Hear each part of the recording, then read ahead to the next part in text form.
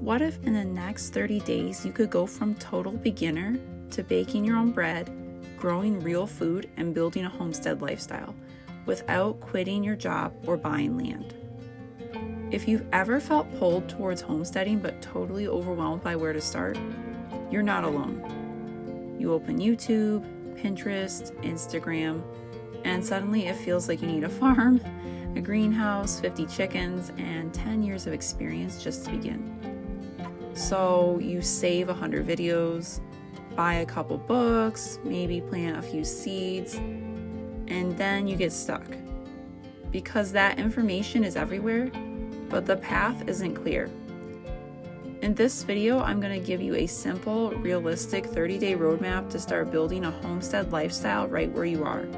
Step by step, no land, no overwhelm, just progress. So a few years ago, I was exactly where you might be right now. I was living in an apartment, and I dreamt about homesteading and watched all the videos, saved all the posts, but I still felt completely unsure about where exactly to start. At that time, I didn't have acres of land or a big budget. I did have some homesteading experience, but I didn't know quite where to start. So eventually, I ended up starting small, learning how to bake sourdough in my own kitchen, growing food in my windowsill, and then slowly adding skills like preserving and building rhythms that fit real life. And somewhere along the way, I realized something. Most people don't need more information. They need a clear path and someone to walk it with them. Now I help beginner homesteaders go from confused to confident with simple, doable steps that actually fit into busy schedules. And if you want more than just a video, if you want guidance, support, and a community of people learning right alongside you, I've built that inside my school community where I walk you through these skills step by step in a way that's realistic, encouraging, and sustainable. So let's start with week 1 of your 30-day homesteading jumpstart, foundation and mindset. Because before you grow anything, bake anything, or raise anything, you have to start thinking like a homesteader. First, let's clear up what homesteading really is. It's not the perfectly styled pantry, the matching linen dresses, or the aesthetic gardens that you see on Pinterest. Real homesteading is practical. It's learning how to provide for yourself, one small skill at a time. It's messy, it's seasonal, it's imperfect, and that's exactly what makes it powerful. So your first goal this week isn't to do everything. It's to get clear on why you're doing this and what you exactly want from a homestead lifestyle. So I want you to ask yourself, do I want to grow some of my own food, learn to bake and preserve from scratch, lower my grocery bill, become more self-reliant, create a slower, more intentional rhythm for my family? Write down just 3 simple goals for food, for skills, and for savings or self-reliance. Keep them realistic, not I'm going to be fully off-grid by next week, but I'm going to grow my first herbs, or I'm going to bake bread once a week, or I'm going to learn 1 new skill a month. Next, I want you to take a tour of what you already have. Your homestead doesn't start with land, it starts with your space. So look at your kitchen. Do you have a counter for sourdough? Or a pot for soup, jars for storing food? And look at your windowsill or your balcony. Could you grow herbs or greens? If you have a backyard, is there room for a raised bed, a compost bin, or even a few chickens someday? You're not focusing on what you don't have. You're learning to see the potential in what you already do have. And finally, this week is about building a few simple homesteader habits. Number 1, observation. Start paying attention to your space, your light, your weather, your routines. Number 2 is planning. So sketch out what you want to learn and try over the next 30 days. And lastly, number 3 is learning. So read, watch, and listen with intention, not to overwhelm yourself, but to build confidence. Week 1 is about slowing down, getting grounded, and laying the mental foundation, because once your mindset shifts, everything else becomes possible. Now let's move into week 2, food skills from scratch. This week, your goal is simple but powerful. Learn one food skill that saves you money immediately, because food is where most beginners see the fastest wins. You eat every day, you shop every week, and when you start making even 1 or 2 things from scratch, you feel the shift right away. For many people, that first skill is going to be bread, especially sourdough or fresh milled bread. There's something deeply grounding about turning flour, water, and time into a loaf that feeds your family. It saves money, it's healthier, and it builds confidence fast. But maybe bread isn't your first step. Maybe it's learning a few simple from-scratch meals like homemade soup, bone broth, roasted chicken, or a basic sourdough discard skillet meal. Meals that stretch ingredients, reduce waste, and make your kitchen feel like the heart of your home again. You could also dip into fermenting this week. Nothing complicated, just the basics. Yogurt made with milk and a spoonful of starter, or sauerkraut with cabbage and salt, or maybe even a simple kombucha if you're feeling adventurous. These are old skills, but they're incredibly empowering. You're learning to preserve, to culture, to transform food instead of relying only on the store. And this is why food is the fastest confidence builder for beginner homesteaders.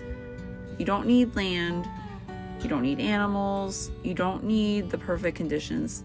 You just need a kitchen and a willingness to try. When you pull your first loaf from the oven, when your first jar of sauerkraut starts bubbling, when you make a full meal from simple ingredients, you start to think, I can do this, I can learn these skills, I can provide. And that mindset shift is everything.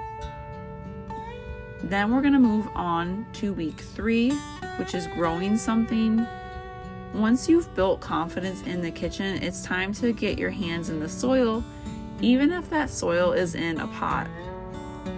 So week 3 isn't about having a big garden, it's about growing something. So that could be herbs on a windowsill, maybe it's lettuce in containers on a balcony. You might even be able to fit in a small raised bed in your backyard, or even microgreens on your counter. The point is not scale, the point is connection here. When you plant a seed, care for it, watch it grow, and finally harvest it, something changes. You stop seeing food as just something you buy. You start seeing it as something that you can participate in creating. So this week, you're going to learn the basics of light, water, soil, and patience. You learn how to observe your space, work with your environment, and start small on purpose.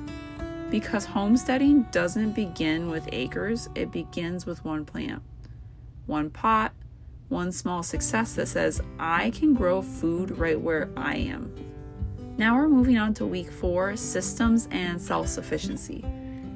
This is where everything starts to stick. Because the goal of homesteading isn't just doing projects, it's building routines that support your life long term. Anyone can have a great weekend of baking bread or planting a garden, but what actually creates a homestead lifestyle is simple, repeatable systems. So let's start with a simple pantry system. This doesn't mean a perfectly labeled pantry or shelves full of jars just for looks. It means knowing what you have, using what you have, and restocking intentionally.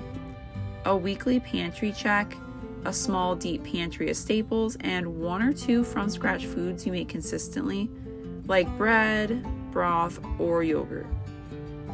When your pantry works, everything else feels easier. Next, I want you to think about water, waste, and household sustainability. So this can be very small. Maybe you start saving veggie scraps or broth, maybe you compost, even if it's just a countertop bin. Maybe you might pay attention to how much water your household actually uses and where you can reduce waste without adding stress. Self-sufficiency isn't about doing everything. It's about being mindful and making small shifts that add up. Now let's talk about time, because this is the biggest barrier for most people, especially moms. You don't need hours a day to homestead. What you need is intentional time blocking. This could be 10 minutes in the morning to feed a starter or water plants, one afternoon a week for baking or meal prep, or a short evening reset to tidy the kitchen and check the pantry. When homestead tasks are woven into your existing routines, they stop feeling like extra work and start feeling like a rhythm. And this is the heart of week 4. Simple daily habits create a long-term homestead life. A loaf of bread once a week, a 5-minute garden check, a quick pantry reset, a pot of soup simmering while dinner cooks. These little acts compound over time. You don't wake up one day and suddenly have a homestead. You build it slowly with systems that support you instead of overwhelm you. So, week 4 isn't flashy, but it's what turns the 30-day jumpstart into a sustainable way of life. So before we wrap up this 30-day plan, I want to talk about something really important here, which is common beginner mistakes and how to avoid them. Because almost everyone makes these mistakes at the beginning. I definitely did, and the first one is trying to do everything at once. You watch a few videos, get inspired, and then suddenly you want to bake bread, maybe even einkorn sourdough, which is what I started with, or plant a full garden, raise chickens, start canning, making soap, and then you overhaul your pantry, all in the same month. And then what happens? You burn out, because homesteading isn't about speed, it's about sustainability. One skill at a time is not slow, it's smart. So master one thing and then layer on the next. Another mistake is buying gear before building skills. It's easy to think you need all the tools, the gadgets, and the supplies to be a real homesteader, but skills matter far more than stuff. You don't need a fancy mill to learn how bread works. You don't need a greenhouse to grow your first plant. You don't need shelves of jars before you know what you'll actually preserve. Learn the skill first, let your needs guide your purchases, not the other way around. And the third mistake is comparing yourself to full-time homesteads. So maybe those accounts you see online, many of them have years of experience, they have land, time, and sometimes an entirely different lifestyle from you. If you're a busy mom, you're working, caring for a family, or just trying to make life feel more intentional, comparison will steal your joy fast. Your homestead is allowed to look different. Smaller doesn't mean less real. Starting where you are is exactly how this works. Before we go, I want to take a moment and imagine this. 30 days from now, you're baking your own bread, harvesting your first greens, and maybe even tasting your first homemade sauerkraut. Your pantry feels stocked, your kitchen feels calm, and you finally feel like you're doing this homestead life instead of just dreaming about it. If this video helped you feel ready to take that first step, here's what I want you to do next. Like this video if you found it helpful, and subscribe so you don't miss the upcoming tutorials and tips to keep your homestead journey going. And finally, drop a comment down below and let me know if you're going to start your 30-day homestead journey today. Let's celebrate the beginning of your homestead journey together, because you've got this, and let's make it happen.